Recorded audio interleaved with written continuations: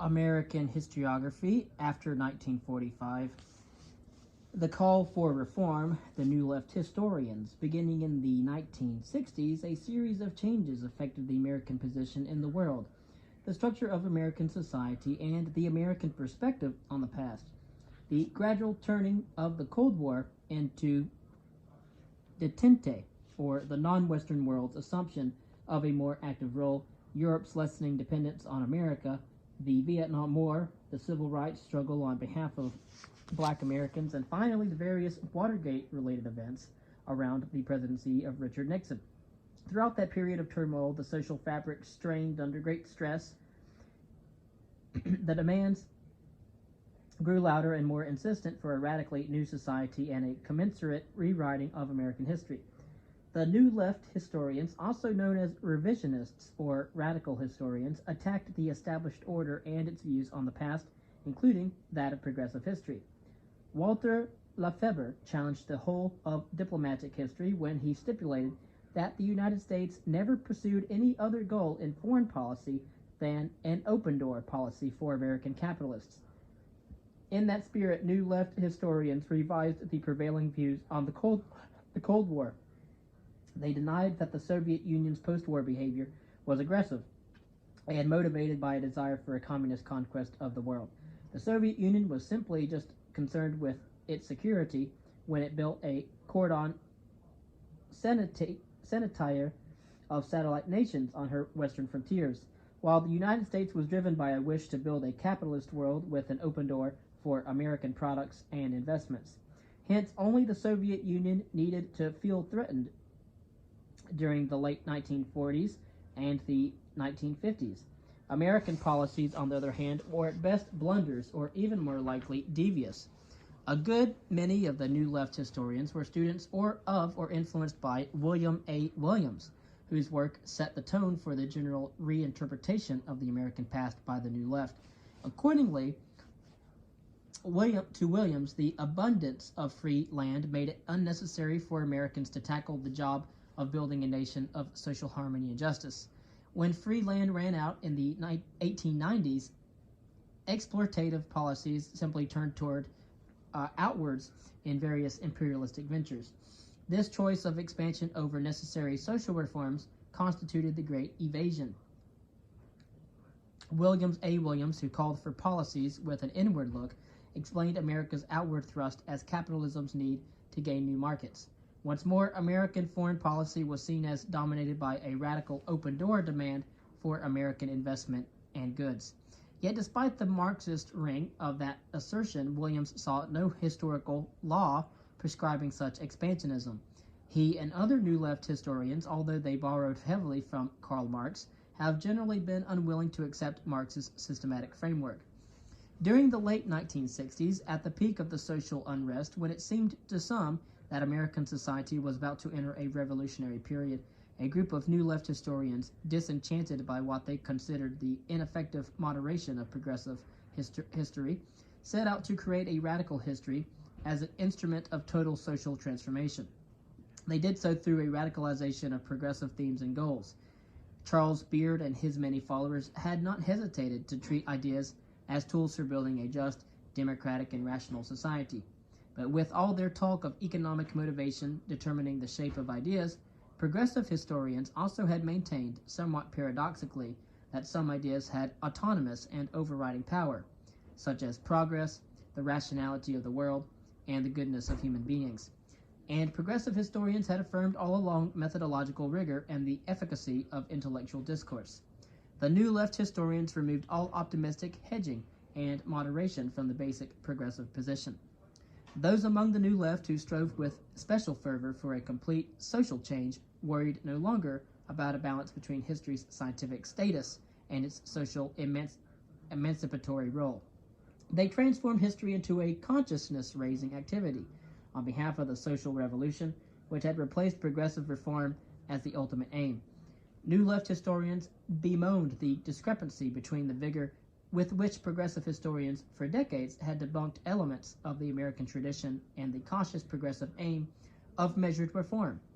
If American history was indeed a grand battle between those with property and those without property, then historians must work for fundamental change and not for compromise.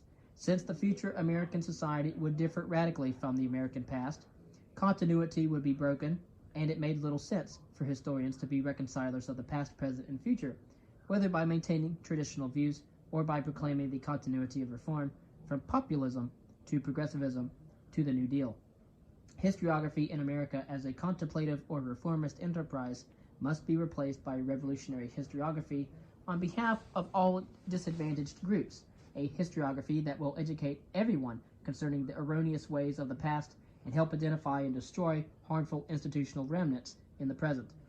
Historians must join those who wish to free American society from elitism, particularly from the Puritan morality, broadly seen as self-restraint in sex, consumption, and the building of individual wealth, and from the Protestant outlook, particularly the work ethic with its sense of vocation and individual achievement.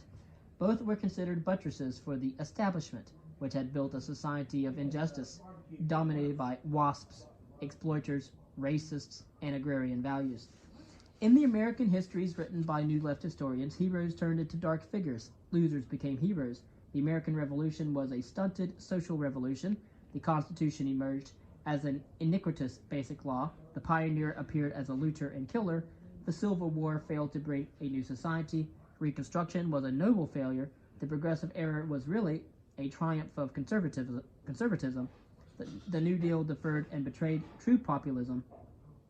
And the two world wars were adventures promoted by economic interests.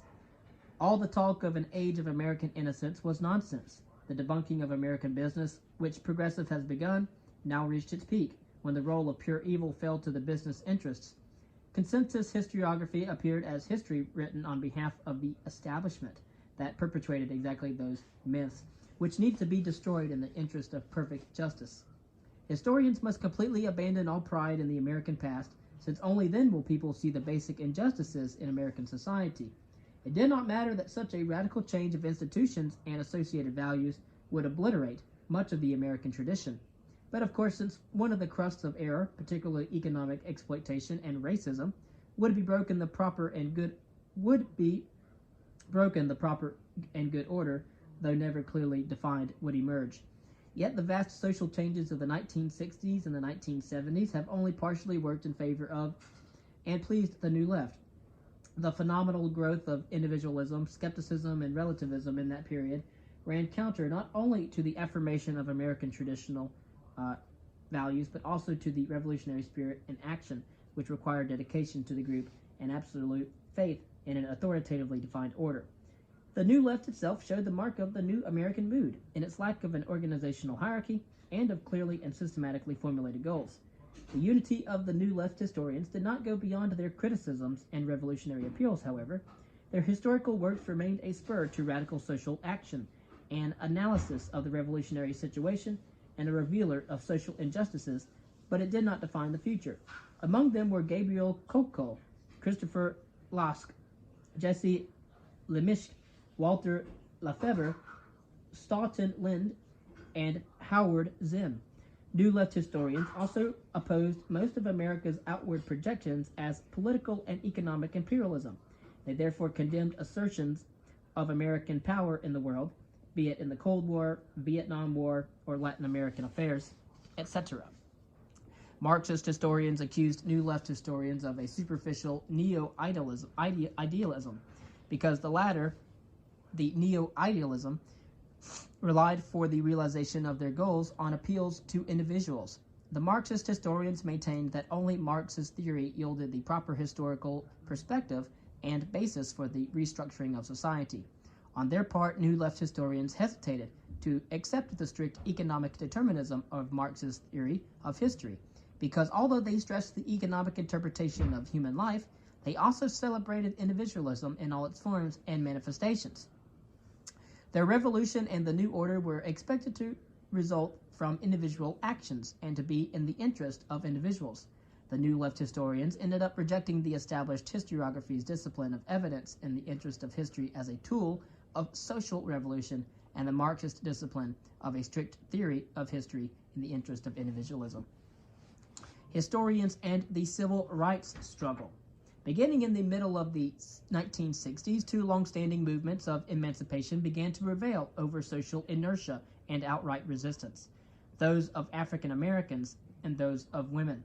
The ideal of equality, part of American revolutionary heritage, was to be actively sought by these groups, and soon after by others less prominent.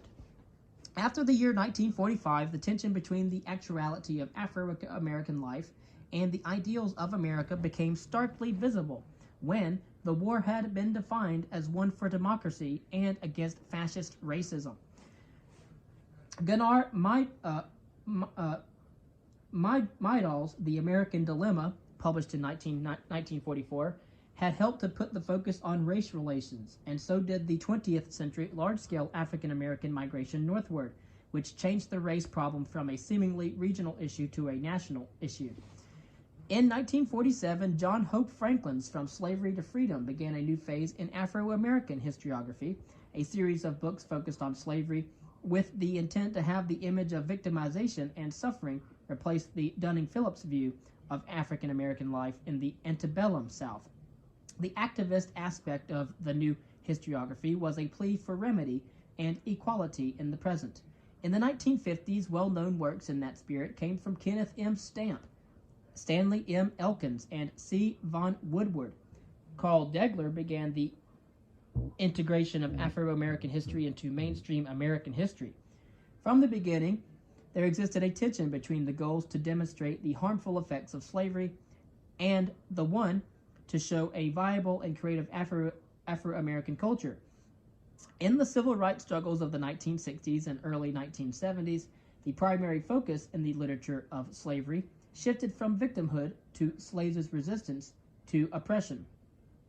Be it by superficial adjustment, daily quiet resistance, or open revolts, the Black Power movement tried to preserve Afro-American history writing for Black historians, raised doubts about its integration into the broader American history, and emphasized Black pride in African culture, as seen by Sterling Stuckey. Yet by then, Afro-American history was already becoming a vast field of study, with a rich scholarship and open to all kinds of scholars. Influential works on consequences of slavery for blacks and whites, as well as on the continuity of Black consciousness, came from Eugene Genovese, James Blasingame, Eric Foner, and George Warwick.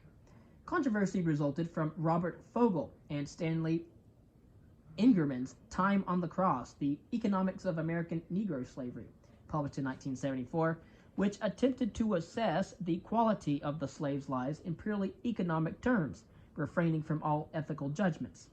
By the 1980s, African-American history had achieved the status of an important segment of American history. Highly visible in textbooks, conference contributions, publications, and discussions, the range of publications reached well beyond the traditional topics of slavery and the rural South, as exemplified by histories of the Pan-African movement, and controversial Afrocentric interpretations, for example, the concept of Black Athena. Inevitably, as Black or Afro-American history has grown in stature and volume, it also has come to reflect increasingly the wider issues in and of American life, among them those of the women's movement. In the widening civil rights struggle, Native Americans strove for recognition of pre-Columbian America and Americans, as well as their sufferings during the post-Columbian setting of the continent. And so we see new histories from African Americans. We see new histories with women and women's rights. We also see new histories concerning the Native Americans. And from women's history to gender studies, at the beginning of women's history stood the recovery of memory, that is, remedying the absence of women from historical accounts. This compensatory history discovered and celebrated outstanding women of the past, women worthies in the interest of historical accuracy and as a call to emancipatory action. With the success of that endeavor came the insight that, in line with modern trends toward an all-encompassing history, women's history would have to deal not only with outstanding persons, but with the multitude of women of different races, classes, nations, and religions. The academic field of women's studies, well established since the 1970s, focused on that wider concept of women.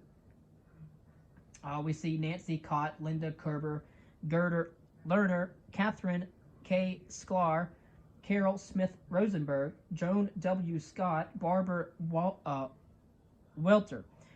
Conceptual schemes in that phase of women's history included the cult of true womanhood and domesticity, both seen as cultural things, male-oriented models for defining and thereby limiting women and their roles in history, and also academia, and also science and other disciplines. And some critics pointed out to the initially strong focus on middle-class women and the loss to direct action brought about by transforming women's history into an academic discipline.